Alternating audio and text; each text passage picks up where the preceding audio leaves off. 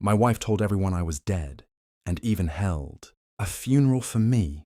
Then she married another man 12 years later, but the moment I walked into their wedding alive, her smile vanished, the guests fell silent, and the secret she buried destroyed everything she had built. I am not dead. I said those words as I stood at the entrance of the wedding hall, my voice calm enough that it almost didn't belong to the moment. The music didn't stop at first until it did. One note kept hanging in the air, then died slowly, like even sound was afraid. She was there, my wife, in white again, smiling like nothing in her past had ever rotted. Her hand was locked with another man's, a man who thought he had won a life that was never clean to begin with. For a second, no one moved. Not the guests, not the cameras, not even her breath. I watched her face change in layers, confusion, recognition, then fear she couldn't hide fast enough. 12 years of silence had led me here, and I didn't come back for answers. 12 years earlier, I wasn't someone people looked at twice. I was the kind of man who worked, stayed quiet, and trusted the people closest to him more than he should have. My wife used to say I was too simple for this world, like it was a compliment. I believed her. That was my mistake. We weren't rich, but we had a life that looked stable from the outside. Small home, predictable routines, shared plans about a future we never truly built together. I thought loyalty meant silence, sacrifice, endurance. Even when things started changing, late calls, distant eyes, conversations that stopped when I entered a room, I told myself it was stress, work, life, anything except the truth. People around me never questioned her. She had a way of being believed without evidence. I, on the other hand, always had to prove I existed, even in my own home. I still remember how easily she spoke the words that destroyed me later. He's gone. And the world accepted it, without asking why a man like me would disappear so conveniently. It didn't happen all at once. Nothing ever does. It started with silence that wasn't accidental anymore. Conversations that stopped when I entered the room. My questions answered too quickly, like I was interrupting something important just by existing. Then came the small erasures. My name was left out of decisions. My opinions were acknowledged with polite nods that meant nothing. Even at family gatherings, I noticed how people spoke around me instead of to me, as if I were already half absent. My wife changed in ways I couldn't immediately name. She began correcting my memory in subtle ways. I never said that. Or you misunderstood, even when I was certain I hadn't. Over time, I stopped arguing. It was easier than watching her rewrite reality in real time.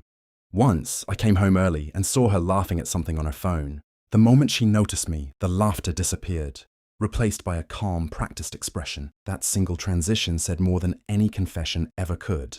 Even her touch became strategic, publicly warm, privately distant, like she was maintaining an image rather than a marriage. And then came the night everything shifted without anyone announcing it, when I was no longer just unwanted, but inconvenient. The moment I stopped pretending came quietly. There was no argument, no final fight, just a document placed on the table one evening, already signed in places where my name should have mattered most. My wife didn't look nervous. She looked prepared, like she had rehearsed my absence for a long time before I ever noticed. That was when I understood something simple. I wasn't being pushed out of my life. I had already been removed from it, just not officially. I remember staring at the paper, not because I didn't understand it, but because I finally did. Every small insult, every silence, every rewritten memory had been leading here. Not chaos, not emotion, strategy. I didn't raise my voice. I didn't beg. I just asked one question. What happens to me after this? She didn't answer immediately. That pause told me everything she wouldn't say out loud. That night I didn't sleep. I sat in the dark and replayed every moment I had ignored, every excuse I had made for her, every time I had chosen peace over truth. And somewhere in that silence, something inside me stopped breaking and started planning instead. I didn't react the way she expected me to. That was the first decision. Instead of fighting the paper, I studied it. Every clause, every signature line, every loophole hidden in polite legal language. People assume silence means surrender. It doesn't. Sometimes it means observation. I began collecting everything I had ignored for years. Old bank records, messages I had once dismissed as harmless, travel logs, property transfers, small inconsistencies that didn't matter, alone but formed a pattern when placed side by side.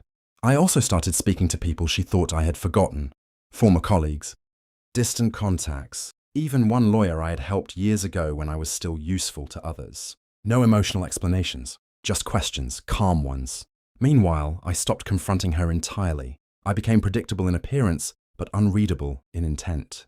I answered her politely. I nodded when needed. I let her believe I had accepted the version of reality she had written for me. That was the key, letting her lower her guard completely. Behind that quiet routine, I rebuilt my position piece by piece. Not for revenge in anger, but for correction in precision. Every move I made had a purpose. She would only understand when it was too late to respond. The wedding was perfect on the surface. Music flowing, guests smiling, cameras capturing a story that looked expensive and clean. My wife stood beside her new husband like nothing in her past had ever cracked. She had built herself a new life carefully, one layer of lies at a time. I arrived without announcement. No dramatic entrance, no raised voice, just presence. At first, no one recognized me. That was expected. 12 years is enough time for a ghost to become believable. I stood near the back, watching the ceremony continue as if reality hadn't shifted yet. Then someone noticed, a pause, a whisper, another. The ripple moved faster than sound. Her eyes found me mid-vow. Everything in her stopped. Not her body first. Her certainty, that invisible confidence she had worn for years, collapsed in a single second. The groom followed her gaze, confused, then uneasy, as if the air itself had changed temperature. I didn't speak immediately. I let the silence do its work. When I finally walked forward, I didn't look at the guests. I looked at her. Not with anger, not with hatred, with the calm understanding of someone who had already read every ending before arriving at it. The room didn't explode. It unraveled. People didn't shout at first, they whispered, as if raising their voices would make the truth more real than they were ready to accept. Phones lowered. Conversations broke in half. Someone near the front stood up, then sat back down, unsure which version of reality they were allowed to believe. Her new husband looked between us, trying to find structure in something that no longer made sense. I could see it in his face, the slow collapse of certainty, not just about her, but about everything he thought he had built with her. My wife tried to speak. Her lips moved before her voice found permission. But no sound came that mattered. For the first time, she wasn't controlling the narrative. She was inside it. I didn't raise my voice to explain anything. I didn't need to. Truth, when delayed long enough, becomes heavier than explanation. Around us, reputations shifted in real time.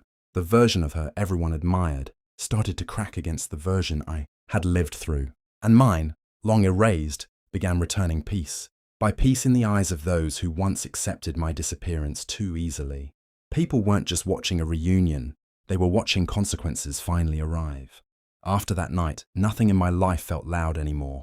The chaos everyone expected never came from me. There were no accusations, no emotional collapse, no desperate attempt to reclaim what had already been rewritten. I simply stood still long enough for the truth to settle into every corner of the room, and into every person who had once believed I had vanished without reason. What happened next wasn't dramatic. It was administrative. Quiet conversations, legal confirmations, documents that finally matched. Reality instead of the story she had sold for years. The life she built on my absence didn't collapse in a single moment. It unraveled through its own contradictions. I didn't feel victory the way people imagine it. There was no fire inside me, no hunger for punishment, only clarity. A strange, calm understanding that I had spent years trying to be understood by someone who had already decided my worth long before I disappeared. Reputation returned slowly. So did my name. But I didn't chase either. I learned something simpler. Peace is not what you take back. It's what you stop giving away. My future wasn't about her anymore. It was about everything I had postponed while trying to be someone's version of enough. And as I walked away from the last trace of that life, I finally understood. Some endings don't break you. They finally introduce you to yourself.